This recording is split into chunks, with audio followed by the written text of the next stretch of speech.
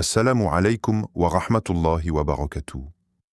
Bienvenue sur le flux de la foi, l'espace où la lumière de la sagesse traverse les cœurs et où la spiritualité prend vie à travers les enseignements éternels de l'islam.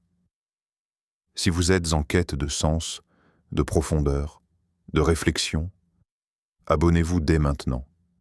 Activez la cloche. Car ici, chaque vidéo est une invitation au retour vers Allah. Il est mieux d'être seul que mal accompagné. Ces mots de George Washington résonnent comme une vérité universelle, détachée du contexte politique ou historique qu'il a vu naître. Ce n'est pas simplement une recommandation sociale, mais une alerte silencieuse. Ce que nous laissons entrer dans notre vie influence profondément ce que nous devenons, car l'âme est malléable. Elle absorbe les discours, les silences, les regards, les habitudes. Elle épouse peu à peu les formes des présences qui l'entourent. Le prophète Muhammad, porteur de la lumière divine, a exprimé cette même vérité avec une clarté prophétique. L'homme suit la religion de son ami. Que chacun de vous regarde donc à qui il se lie. Rapporté par Abu Daoud. C'est un rappel essentiel à une époque où les relations sont souvent motivées par l'intérêt, la distraction ou la peur de la solitude. Le lien humain dans l'islam n'est jamais neutre. Il est un pont soit vers Allah, soit vers l'oubli d'Allah. Dans cette perspective, choisir ses fréquentations devient un acte spirituel, un engagement du cœur, un filtre à poser avant chaque proximité. Washington n'était pas musulman, mais la sagesse est une lumière que Dieu place où il veut. Et parfois, elle traverse même les terres étrangères à l'islam pour rappeler aux croyants une vérité qu'ils ont peut-être négligée. Être seul dans la droiture vaut mieux que d'être entouré dans la corruption. Pense-y. Combien de fois as-tu risqué ta paix intérieure pour ne pas déplaire à quelqu'un? Combien de sourires as-tu forcé? Combien de silences as-tu avalé juste pour rester dans un cercle qui t'éteint? Ce que Washington suggère et que l'islam affirme avec force, c'est que la solitude choisie dans la piété vaut infiniment mieux que la compagnie toxique dans le péché. Et Allah, dans sa parole parfaite, nous avertit de ce drame existentiel qui surgira le jour du jugement. Les amis, ce jour-là, seront ennemis les uns des autres, excepté les pieux. Sourate Az-Zukhruf 43-67.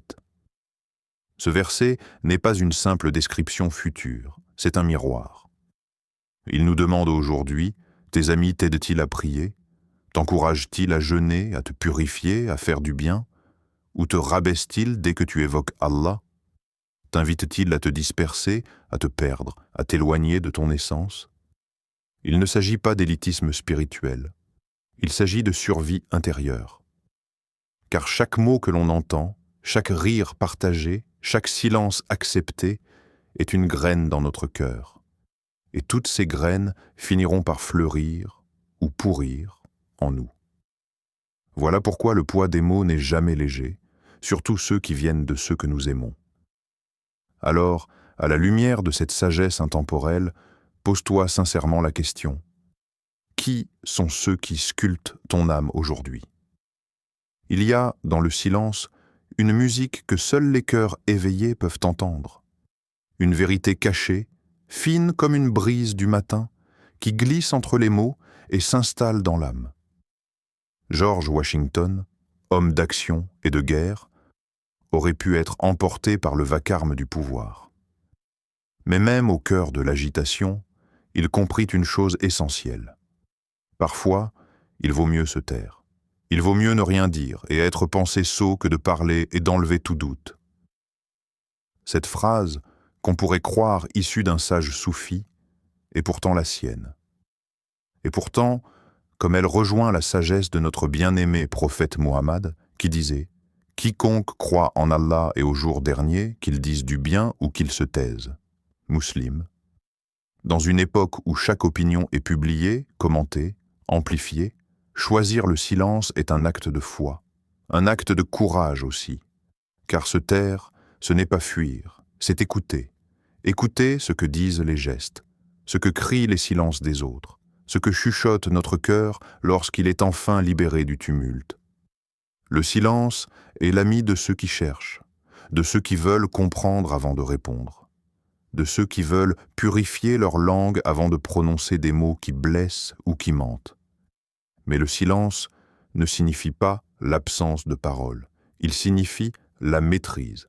Il est un espace sacré entre deux mots, où l'âme peut respirer. Et dans ce vide apparent naît souvent la plus grande des sagesses. Allah nous en avertit dans le Coran avec une précision divine. Ne poursuis pas ce dont tu n'as aucune connaissance. L'ouïe, la vue et le cœur.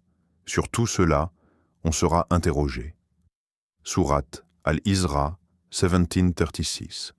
Ce verset est une invitation à ralentir, à ne pas répéter ce qu'on entend, à ne pas juger ce qu'on n'a pas vu, à ne pas parler sans avoir compris, car chaque mot a un poids, chaque phrase laisse une empreinte dans le monde invisible, et tout ce que nous disons, nous en serons responsables.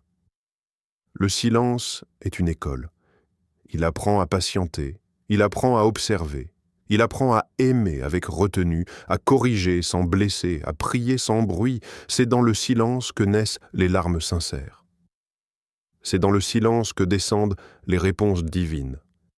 Même dans la prière, lorsque nous récitons Al-Fatiha doucement, lorsque nous méditons sur la grandeur d'Allah sans un son, l'âme s'élève. Le silence est ce que le cœur utilise quand la langue est incapable d'exprimer ce qu'il ressent devant la majesté du Créateur. Alors, laissons parfois le tumulte s'éloigner. Refusons le bavardage inutile, cessons de tout commenter. Et apprenons à écouter le silence, car souvent c'est lui qui contient la réponse que l'on cherche. 3. Le sens du devoir, servir une cause plus grande, il est impossible de gouverner sans Dieu et sans la Bible. Cette déclaration de George Washington peut surprendre tant l'histoire moderne tend à séparer le spirituel du politique, la foi de la responsabilité publique. Pourtant, à travers ces mots, un message universel émerge. Aucune autorité ne peut être juste si elle ne reconnaît pas une autorité supérieure à elle-même. L'homme, livré à lui-même, glisse inévitablement vers la tyrannie de l'ego. Il gouverne non pour servir, mais pour se faire servir. Il ne juge pas avec justice, mais avec orgueil. Il oublie qu'au-dessus de lui, il y a Allah, le souverain, le juste, celui qui voit tout. En islam, la notion de pouvoir n'est jamais autonome. Elle est un dépôt, un amana, une lourde responsabilité, comme le rappelle le prophète dans un hadith authentique. Chacun d'entre vous est un berger, et chacun d'entre vous est responsable de son troupeau. Al-Bukhari, Muslim. Un dirigeant, un père, une mère, un enseignant, un aîné, un responsable d'association, tous exercent une forme d'autorité. Et tous seront questionnés.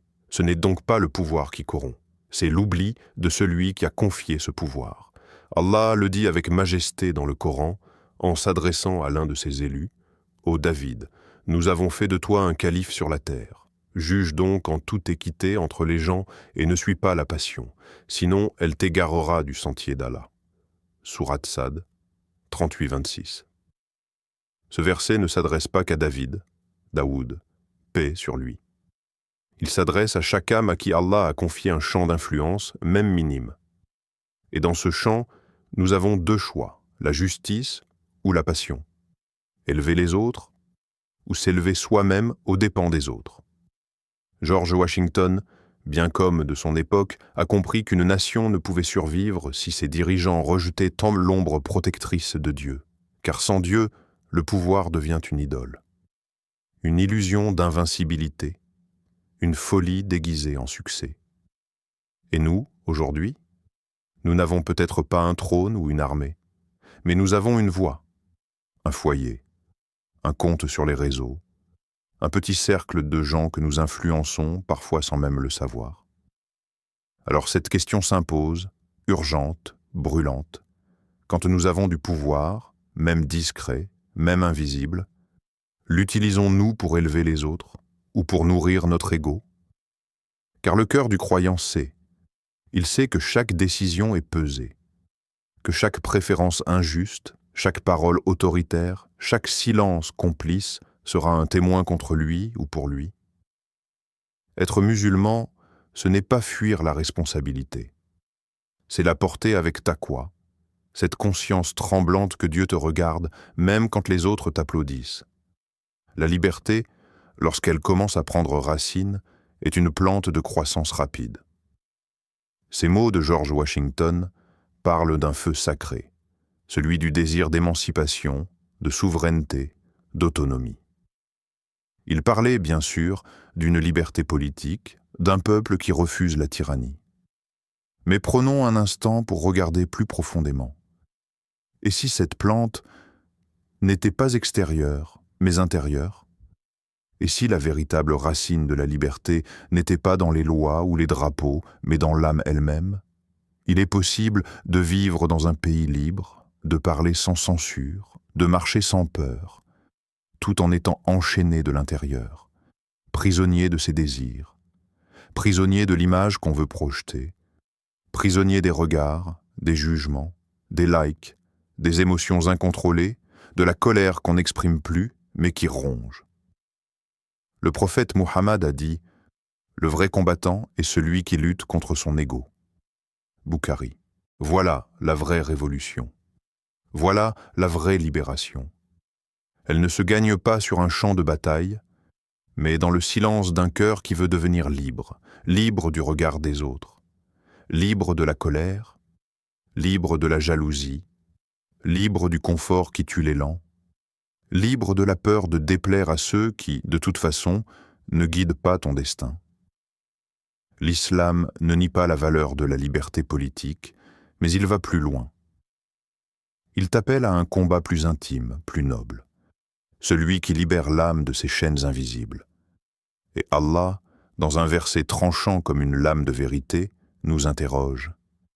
As-tu vu celui qui prend sa passion pour divinité? Allah l'égare sciemment. Sourate Al-Jathiya 45-23. C'est la passion non maîtrisée qui devient un faux Dieu. Et l'homme moderne adore souvent ce faux Dieu sans le savoir. Il suit ses impulsions. Il confond liberté et esclavage déguisé. Il croit choisir alors qu'il obéit à ses pulsions les plus basses. Mais le Coran nous rappelle une chose. L'âme peut s'élever, elle peut se purifier, elle peut devenir libre, mais à une seule condition, qu'elle se soumette à Allah. Car en se prosternant devant Dieu, elle brise toutes les autres chaînes. George Washington voyait la liberté comme une semence à planter dans la terre des peuples. Le prophète, lui, la voyait comme une graine déposée dans le cœur du croyant. Si elle est arrosée par le dhikr, le rappel d'Allah, par le sabre, la patience, par la taqwa, la conscience de Dieu, alors elle grandit. Elle grandit doucement, silencieusement, jusqu'à devenir un arbre immense. Un arbre de lumière, enraciné dans le cœur, tendu vers l'au-delà. Car la liberté véritable n'est pas de faire ce que l'on veut, c'est de pouvoir dire non à ce que l'ego veut et oui à ce qu'Allah attend. La patience est un pilier de la liberté. George Washington, dans sa quête de libération politique, a entrevu une vérité que bien peu de leaders de ce monde saisissent. Rien de véritable ne se construit sans épreuve, et rien de durable ne se maintient sans patience. Mais dans la tradition islamique, la patience, saber, ne se limite pas à attendre que ça passe. Elle est résistance, elle est endurance, elle est fidélité, elle est soumission confiante à la sagesse d'Allah, même lorsque tout semble s'écrouler. Revenons un instant à un des épisodes les plus douloureux de la vie du messager, Taïf. Le prophète y était allé, le cœur plein d'espoir, à la recherche d'un refuge pour l'islam naissant. Mais il n'y trouva ni accueil, ni compassion. Il trouva des pierres, des insultes, des enfants incités à le chasser. Le sang coula de ses pieds bébénis, les portes se fermèrent. Le silence du rejet fut plus lourd encore que les cris. Pourtant, dans cette humiliation extrême, il ne répondit pas par la colère. Il leva les mains et pria. Il pria pour ceux qu'il avait été blessés. Il pria pour leurs enfants. Il pria avec patience, car il savait. Il savait que la transformation intérieure naît dans la douleur acceptée, dans l'attente maîtrisée, dans l'espoir enraciné en Allah. Et c'est dans cette patience-là que la véritable liberté s'éveille. Liberté de ne pas être esclave des réactions immédiates. Liberté de rester noble face à l'injustice. Allah, dans sa parole infinie, nous oriente vers ce secret spirituel.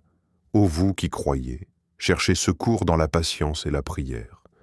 Car Allah est avec ceux qui sont patients. Sourate Al-Baqarah, 253.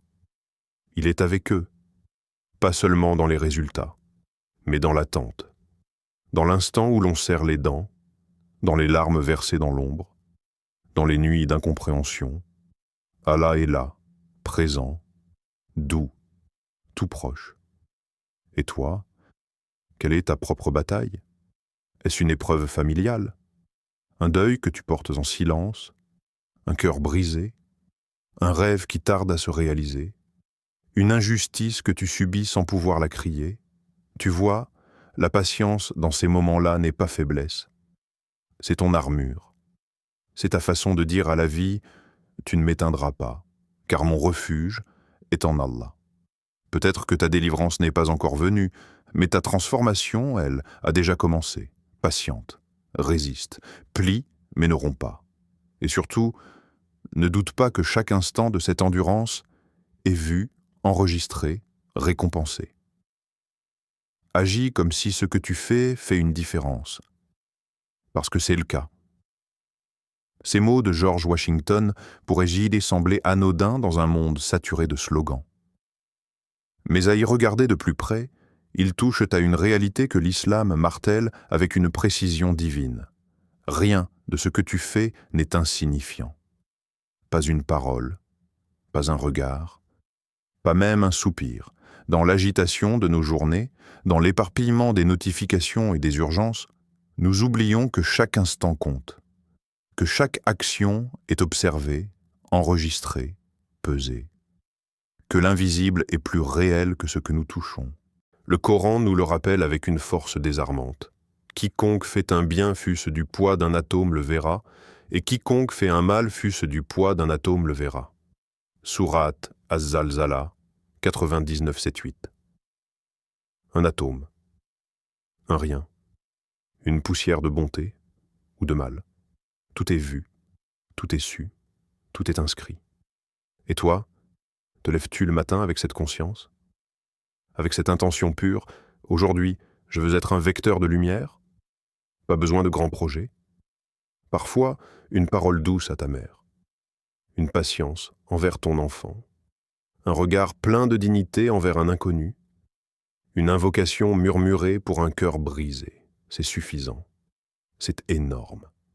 C'est éternel. Car dans l'économie divine, les petites choses sont immenses.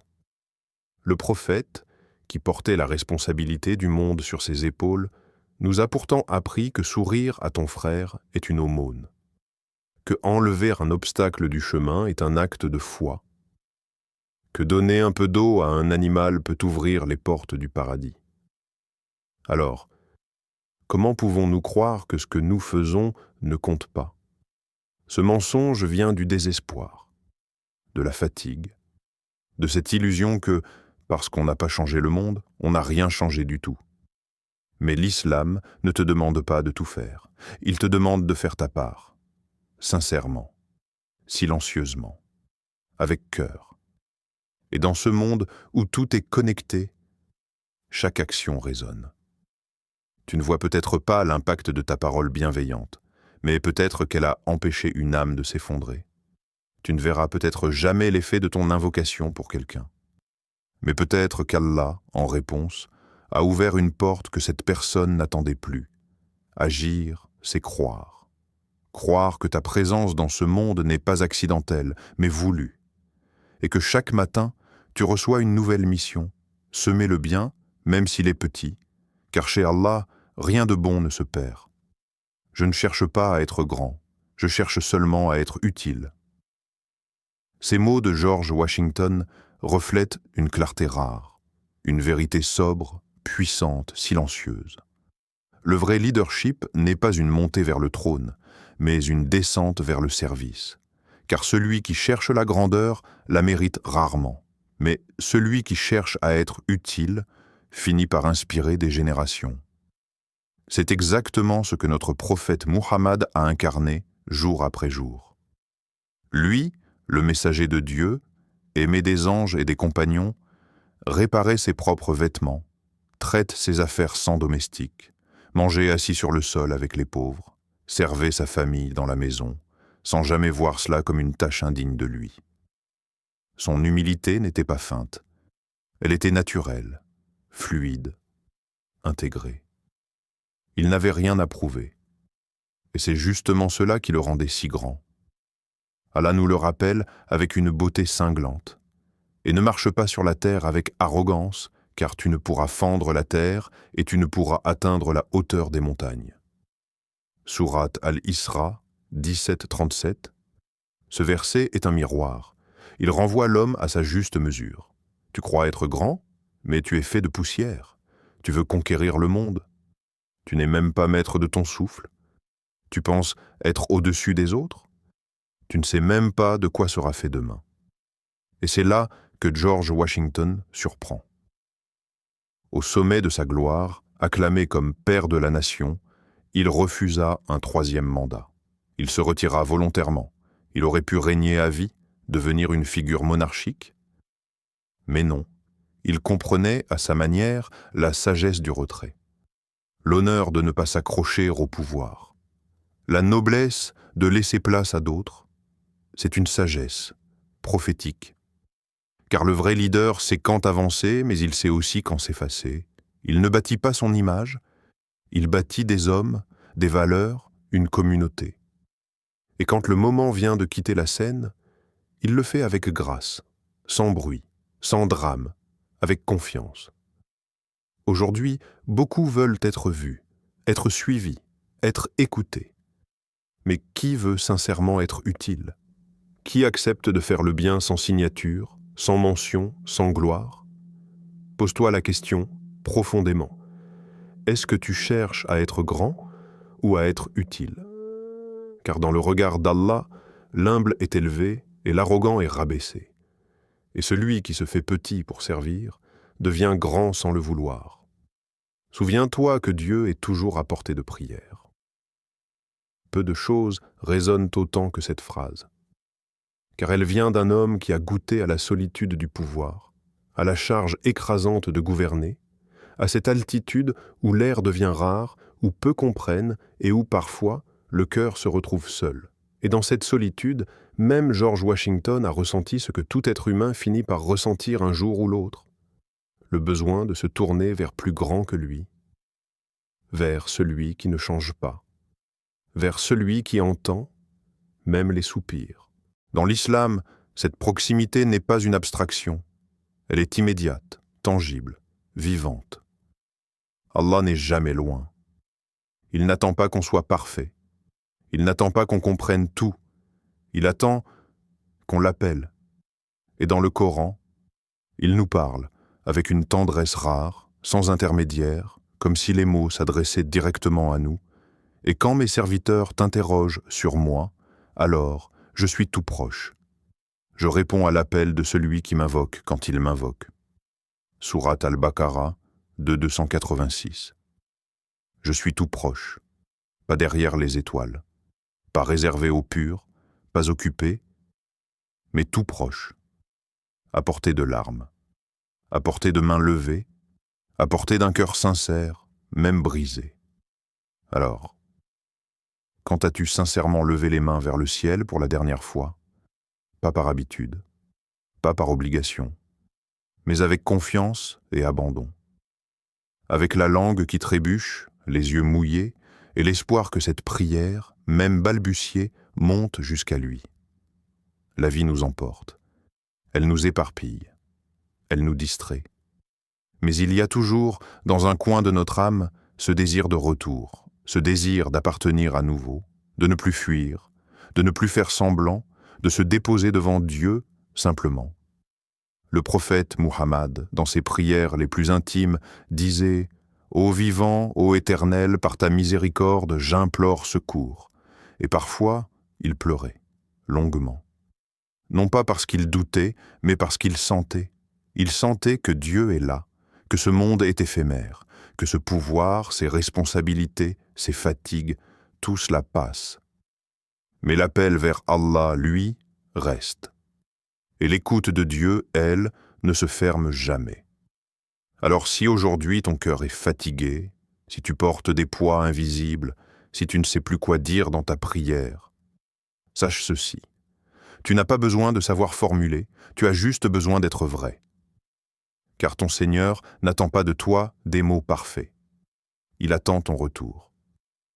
George Washington, premier président de l'Amérique, n'est pas un modèle de foi islamique, mais il laisse entrevoir des éclats de sagesse universelle que l'islam vient magnifier. Sa sagesse est un écho. Le Coran est la source. Et Allah nous rappelle. Et quiconque se détourne de mon rappel mènera certes une vie pleine d'étroitesse, et nous l'emmènerons, le jour de la résurrection, aveugle. Sourate Taha, 20-124. Outro. Invitation spirituelle.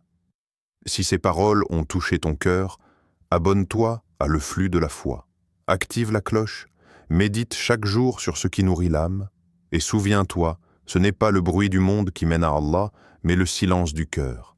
Assalamu alaykum wa rahmatullahi wa barakatuh.